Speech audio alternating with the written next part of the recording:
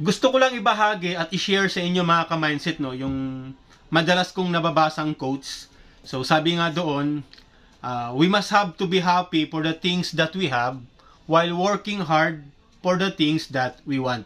So basically, or logically speaking, we must have to be grateful for the things we have. We must have to be grateful for the resources that we have. So simple lang, sabi ko, logically speaking lang, dapat magiging masaya tayo sa mga bagay-bagay na meron tayo.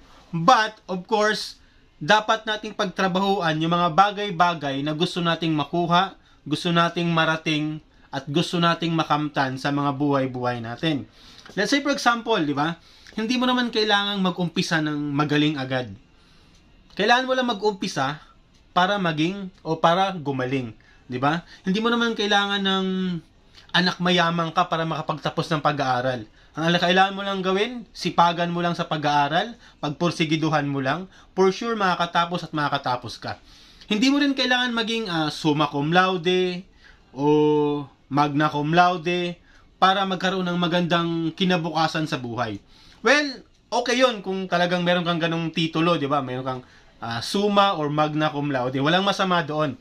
Pero pagdating talaga sa realidad ng buhay, talagang doon na papasok yung diskarte, okay? So, wala naman akong problema doon sa diploma versus diskarte. Kasi lahat naman yun importante. Importante ang diploma, importante yung diskarte. But my topic now is, di ba, kailangan nating pagtrabahuan yung mga bagay na gusto natin. Kumbaga, let's say, we must have to use our resources lang. Kung anong meron ka ngayon, pagyamanin mo yan. Let's say ako, kagaya ko, di ba? Hindi naman ako anak mayaman. Hindi rin ako nanggaling sa marangyang pamilya, di ba? So, nagpursige lang din sa buhay, but I'm still not yet successful, okay? Until now, I'm still kicking and fighting for my wants in life, di ba? Hindi pa ako financially freedom, hindi ko pa nakamit yung gusto ko sa buhay. So, but still, I have the mindset na kailangan ko siyang tuparin, dahan-dahan, gradual. Okay, gradually, kailangan ko siyang makamit o dapat ko siyang makamtan. So, paano mga ka-mindset? Siyempre, una-una, kailangan natin ng self-esteem. Tibayan natin yung loob natin. Pangalawa, focus tayo sa mga goals natin sa buhay. Focus tayo doon sa mga bagay-bagay na ikakaunlad na natin at ikakaunlad ng sarili natin. At the same time, focus lang tayo sa ating kalusugan at sa ating pag-iisip. Kasi ika nga nila, our mind or our mindset is the most powerful. Di ba napaka makapangyarihan nga ng utak natin. So, the way of living you have, kung anong klaseng pamumuhay ka daw ngayon, it's because of your mindset o kumbaga, dahil yan sa pag-iisip na meron ka ngayon.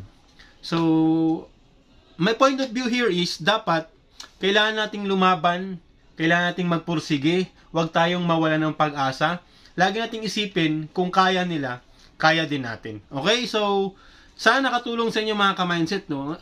Lahat naman tayo may pinagdadaanan laging problema, hassle, or ano pa mang kaitchingan sa buhay. So, lagi ko lang remind sa ating lahat, mindset lang yan. We must have to differentiate lang what is positive and what is negative. Diba? We must have to twist our mind lang. Kung negative man yan, iti-twist natin sa positive. Okay? So, sana nakatulong mga ka-mindset, no? Yung ating walang kabuluhang pag-uusap. Okay? So, have a good day. Mindset lang.